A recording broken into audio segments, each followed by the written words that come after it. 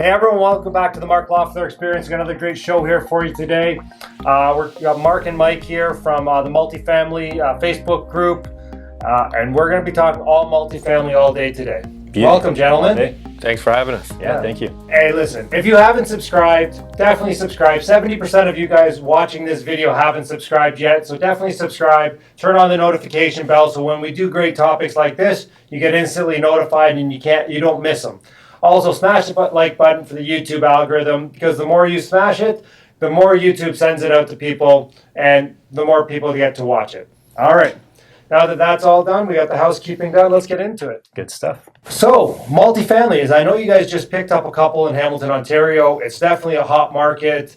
I was involved in a bidding war on some properties in Burlington. It was a $10 million property, and there's 44 offers on it. Like, it's definitely ridiculous out there, and yet you guys have managed to purchase a couple in the last little bit, right? Yeah. Mm-hmm. Yeah. And you guys do education, and you run, teach people how to do this as well, right? So kind of wanted to talk about, I guess, recently what you purchased, and then talk a little bit about the Facebook group and how people can get involved in that and what you guys do there as well. So at the beginning of the year, before the pandemic started, we set a goal for ourselves to buy $7.5 million in properties, and I think it was May. That could be one eightplex now. It could be one eightplex in Toronto. Yeah. Things were slow. Things were super slow. Not for lack of trying, but I think just inventory low, bidding wars. I mean, we lost out on a bunch, right, of stuff. People didn't know what was going to happen either, right? Yeah. I know you guys beat out one of my clients on one property too. Yeah. The one in the West End. Yes. Right close to one of my other properties. Yes. And so that's a typical situation where there's, I don't know how many there were, five-ish maybe. 6, yeah. And that was off market. And you beat us out on the one 5 months prior on Melvin there. Oh, but that still hasn't done anything. So He still beat us out on it, though. Yeah. So it's a give or take. But I think, I think our first, July, it was really been July to now where it's all kind of ramped up. I think that's the thing that we tell people too, is that don't get discouraged, especially if you're coming from single family, when you're used to buying, a few a month or more, depending on how active you are. And in this space, you're, it's, once every 6 months, maybe if you're lucky, right? So it's the nature of the game, especially in the market that we're in, Central Ontario. Yeah. Well, it's so funny. I was talking to a commercial broker today, and he's like, I heard there's a 50-unit deal that just went through. Somebody outbid Starlight on it. Wow. And I'm like, first I'm hearing of it, right? But that just happens all the time. Yeah. When you get into that, bigger apartment building space, the world's very small. Yeah. So when you're looking for buildings and, nothing's coming up for months and months, we focus on positioning ourselves. What brokers are selling buildings? Can we take them to lunch? Can we meet up with them? Because when they get access to those buildings, if they know we're serious buyers and we've built that relationship, we're going to get access, right? Like you missed out on that 50 unit, you didn't see it. But if you were talking to the right people, maybe you would have had access to it, right? So that's what we focus on, is just who's selling these buildings, who gets access to them, and maybe even going direct to seller. Right? Oh, 100%. Which is huge. Yeah. The last building I bought was direct to seller, and I put it on before the pandemic, but we basically negotiated it during the pandemic, and I think I got an okay deal on it. Yeah. So it's a piece of shit, but I think I'm gonna do okay on it. Turn it around. Yeah. The other thing I think that's been helpful, at least in one of the deals for sure, is that if it's a broker that's bringing us, they see that we're active in this space, not just even from an acquisition standpoint, so that's super helpful. But from a branding and marketing standpoint, we're doing things. We're not, this is our business. This is what we do, right? So I think from a confidence that we're going to close, that really helps. All the things that we're doing, and people that Mike's kind of interacting with, networking and such, we're going to close, right? If we're going after something, it means that we want it. We're not just doing it to lock it up, just to kind of fool around with the numbers. We're going to go hard at it, and we're going to do what we can to acquire it if it makes sense financially. That's the thing. People know if I put my offer in, that once we agree on a price and it's done, we're just going to move forward no matter what. Yeah. So, it helps in this market. Yeah, absolutely. You'll get a better deal than somebody else just because of that. Totally. I get that all the time when I'm actually working with clients. They're like, well, who are they? Have they done anything? Yeah. And, that's important for sure, right? And that's where our podcast and Facebook group comes in handy, because people feel like they know us prior to us even submitting an offer. So you see 3-4 offers. You sell buildings all the time, or used to anyhow, but you see 3-4 offers, but you have a relationship through a social media platform to say, those guys know what they're talking about. They're going to close. I'm confident. Yeah. So if it's a competing offer, you might say, you know what, I don't really know this guy so much. Can he close? I'm comfortable. I'm happy with that price. Let's go with them. Yeah. And that's what, getting out there on social media does. I mean, it does help when you're the highest bidder too. That helps. but not always. I mean, and I'm sure you're going to see it too with YouTube. I'm sure you've already seen it, right? Like when we're talking to people, it's like, oh, they're almost finishing your sentences, right? Oh, I know what you guys do. I know what your strategy is. And it's like, I've never talked to you before, but because of all the content, that gets put out there consistently, we're just talking about what we do on a daily basis and our strategy, that gets played back to us. So that's been helpful. What did you just recently buy? Because you bought 2 buildings recently, right? We closed on a 12 unit in Barrie. Okay, I didn't even know that in the summer. I did know that one. I saw it on Facebook. So yeah, it's all 2 bedrooms. Competitive. Barrie, I don't. Competitive. Multiple offers again, right? Yeah. Okay. All 2 bedrooms, built in '98. What was that one worth? We got it at a 4.5 cap. We paid 2.5. Okay, so just over 200. Just over 200 a unit. Okay. Yeah. I mean, I don't know the Barrie market all that well, but I know that's usually a little pricier than Hamilton. So that would make. Yeah, that's more of a stabilized building. We went CMHC right off the hop. But yeah, it's just one of those. Didn't you get like 1.3%? That was on another 12 unit I refied. RBC. Oh, that's the one I sold you. Yeah, way back when. I was Mike's first realtor, and then he got his license, and I got kicked to the curb. It's all good. All right, so you bought that one 2.5. You bought the other one in Hamilton? It was 12 for 2-ish, was it? I don't even know what you guys. Yeah, 2-1, 2-2. Yeah, I don't remember. Well, there's 2. It was like 2 months ago, right? Yeah. And then the 18 unit. And then the 18 unit. Yeah. What did you guys pay for that one? 296. 296. 164 and change the door. Yeah, you guys are gonna be happy with that in a year. Yeah. 3 vacancies to start, and then opportunity to switch garage space into some units. So 3 potential additional units. So I'm gonna warn you: was the garage space actually garage space, or was it actually just covered? No, it's garage space. Okay, because I own one, and it was actually just open thing, and they put garage doors on it, and the city of Hamilton the fire department said, you can't have this because this wasn't actually meant for garage. There's no the fire separation. So I had to take the garage doors off, and all my storage was gone. Yeah. So it's just an open parking, covered parking, So instead of getting 150, I get 75 for covered parking, right? Yeah. So, One of the things that I'm not familiar with, maybe you are, we'll just have the conversation openly here, is I just picked up the building permit. So this building doesn't close till first week of January. Okay. And I've picked up the original building permits, and it says to erect a 22 unit building, but it's only 18 right now. No. So I don't see in the drawings where there's any variance that they only completed 18 units. So do you know, like walking through the building, do you see where you could put 4 more units? Or maybe they just made bigger units? Maybe they made bigger units, but the drawings don't reflect that. I don't know if there was a adjustment or variance put in, and if paperwork got lost with the city of Hamilton, but we don't have those drawings. I'm just going to share with you that they're pretty incompetent. Yeah. I was buying a 20 unit building, and it came back that it was only registered as 18. This was a 6-story building, and so there was nothing on the ground floor or basement because there's underground parking, and it was 4 per level. Like 10 2-bedrooms, 10 1-bedrooms, all the exact same.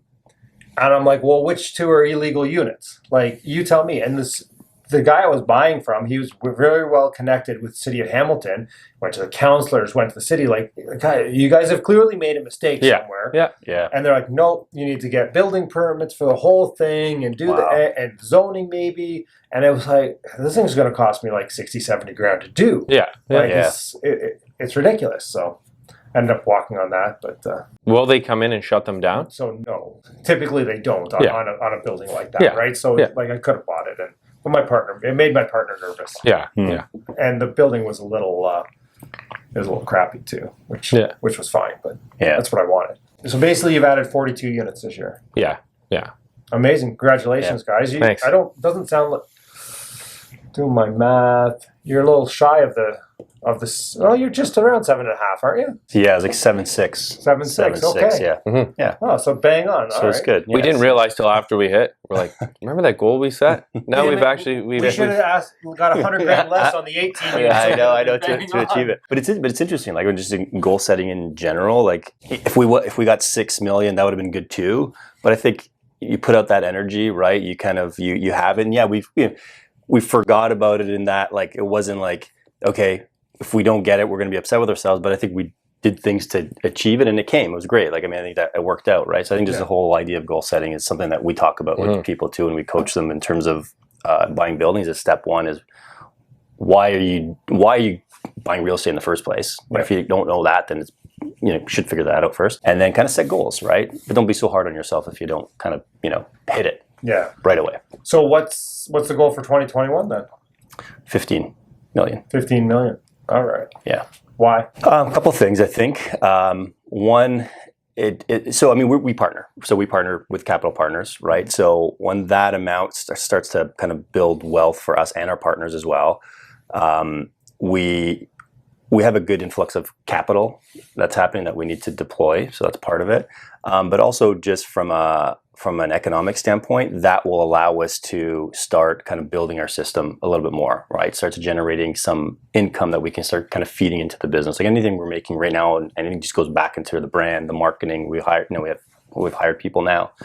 So part of it is just an income goal, and then kind of roll that back to how many buildings you need to achieve that. How many units do you think that's going to be? That's probably about 80 to 100. I was going to say 60 to 90, depending where, what, how. Yeah.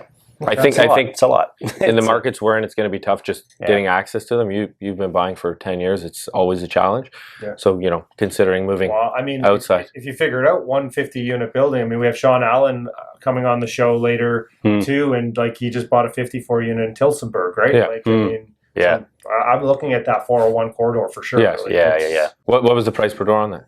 Offhand, approximately? I don't remember. He told me, I think it was like 115 or something. Like, Wow. It was less than $6 million. So Interesting. yeah, but we're actually going to run the numbers on it, so you guys have to watch the show. Oh yeah, we will. of course. We'll like it. And All right. Well, congratulations on those 3 buildings. Let's switch and so are you guys actually coaching people? I know you guys are mentoring kind of through the Facebook page, and you do like live streams and stuff like that, right? So you're running a course too, right? Yeah. Talk to me about that. Yeah, so pretty much the course we run, it's this January 16th and 17th coming up. And it's just the 10-step blueprint to buying your first apartment building.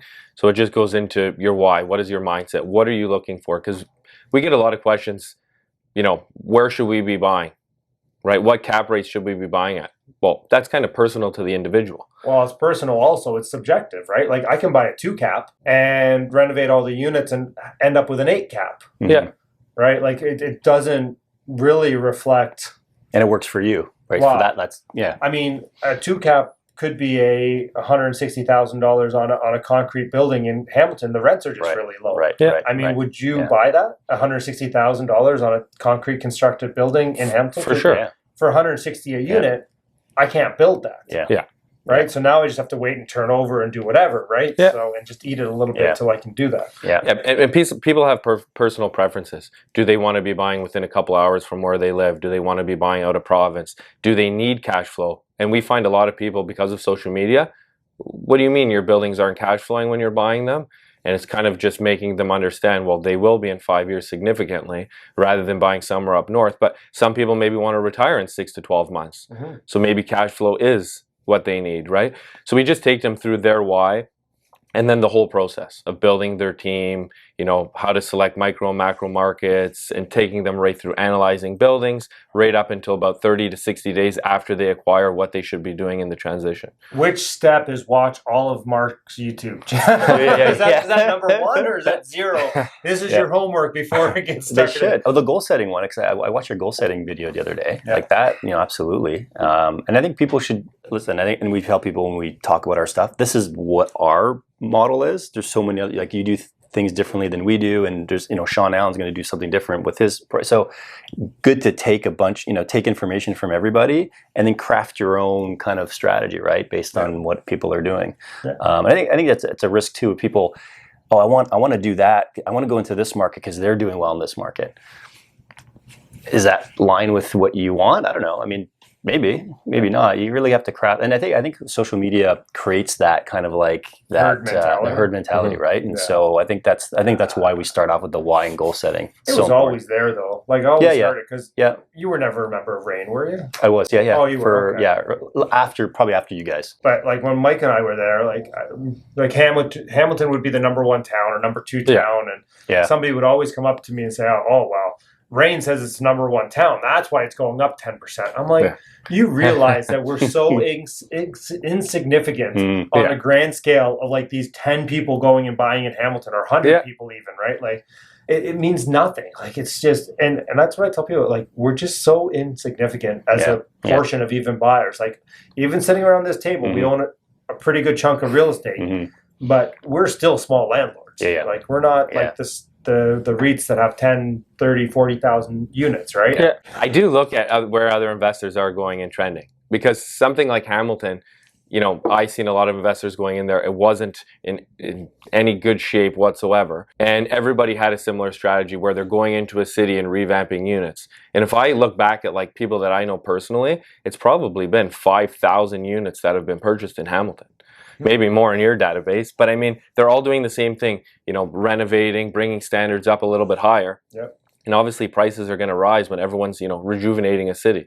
Yeah, well, I mean, plus the economics of Hamilton, or I mean, everywhere work pretty much in Canada now, just because of vacancy and all that type of stuff. So you have a course January 16th, 17th. You have a Facebook group. We're going to link both down below for everybody. So if you're interested, I know I get a lot of questions after, how do I connect with that person? So if you go in the description down below, all their contact information is going to be there. Oh, also, if you guys ever want to start a YouTube channel, I get in trouble for not saying this.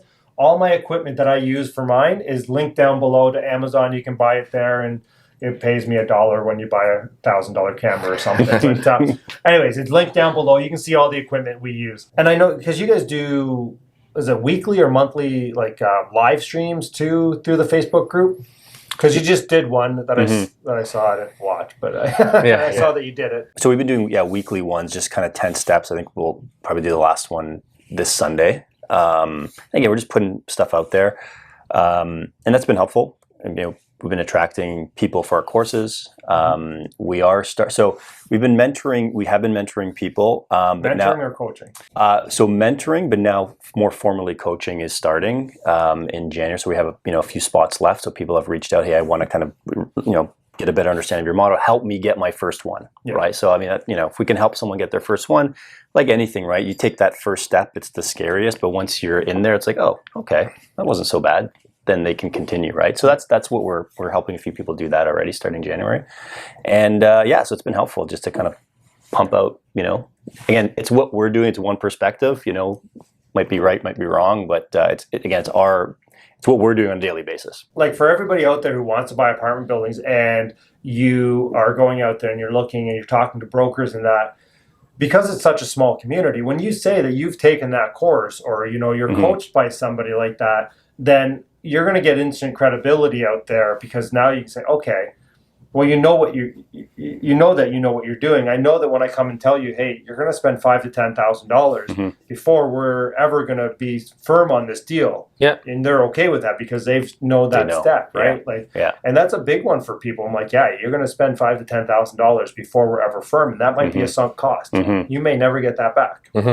Like we had one deal, and just couldn't make financing work on it. Like just couldn't get touched. And there was $8,500 sunk cost, right? Yeah.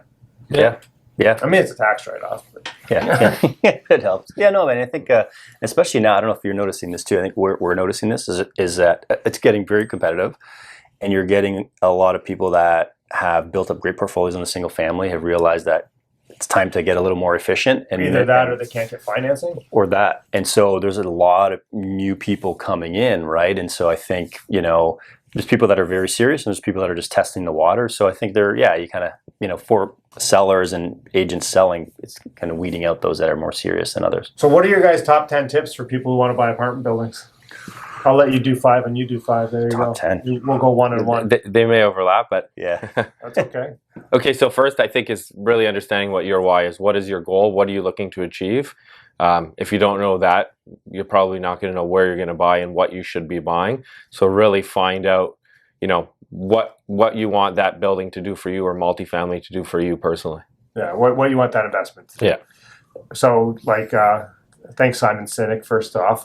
Do you have them read that book? Start with Why, Simon Sinek? No, we take them through, in the course, we take them through like the 7 levels deep, which I think you've seen with Dean Graziosi. It just, we take them deep enough where it hits a nerve. Like, is it to spend more time with your kids?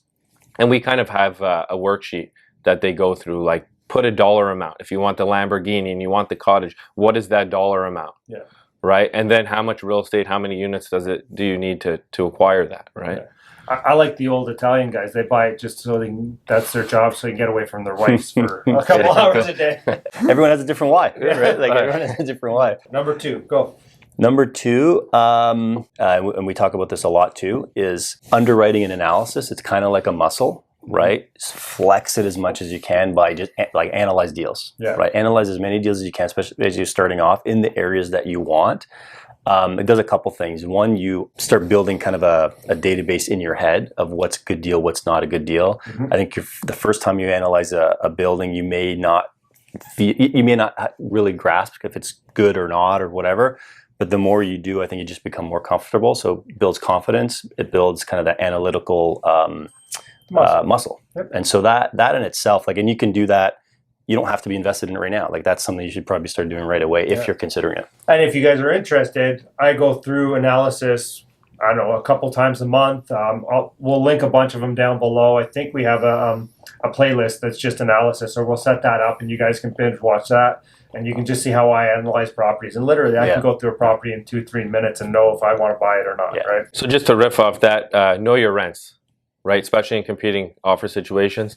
I mean, if you're analyzing with a $1,400, ARV for a 1-bedroom, and I'm doing it at $1,500, I'm going to pay a hell of a lot more than you. Yeah. So make sure you are familiar with what 1-bedrooms and 2-bedrooms are renting for if that's what you're buying, to be competitive. Right. So you have to really know your rents. Know your market. Yeah. And you can do that from the comfort of your own home. We've done videos on that too, where, you can go on PadMapper, you can go on rental.ca. Like, you can go see what's going on out there, right? Yeah. Yeah, absolutely. All right. So I think, this gets talked about a lot too. It's going to build your power team, right? So we talk a lot about that too, but it's not just kind of so I think there's actually two components to that. One, finding the right people that are the experts in what you're trying to, or the market that you're going into, but it's also they need to choose you as well. Like good power team, like good lawyers, good accountants, they're busy already. Good agents, they're already busy, right? So, and they may not necessarily be looking for clients so much. So you have to almost position yourself to be, to be chosen by this power team. So it goes 2 ways. So I think keeping that in mind is really important. And if you're not ready to buy within the next 12 months, but you want to get started, I think just letting your power team know, hey, I'm not ready yet, but I'm kind of building myself up. Because I think the last thing, an agent, broker, real estate, or anyone on the power team wants to do is work with someone and they're not going to close or move forward. But if they know that up front, then I think they'd appreciate that. Okay, another tip I would say is really get to know the construction of the building. So if you're coming from residential and you're not familiar with boiler systems, you're not familiar with, the construction of a building, cost of flat roofs and things like that, get familiar with that. Life expectancies. You've probably seen a lot of people getting buried.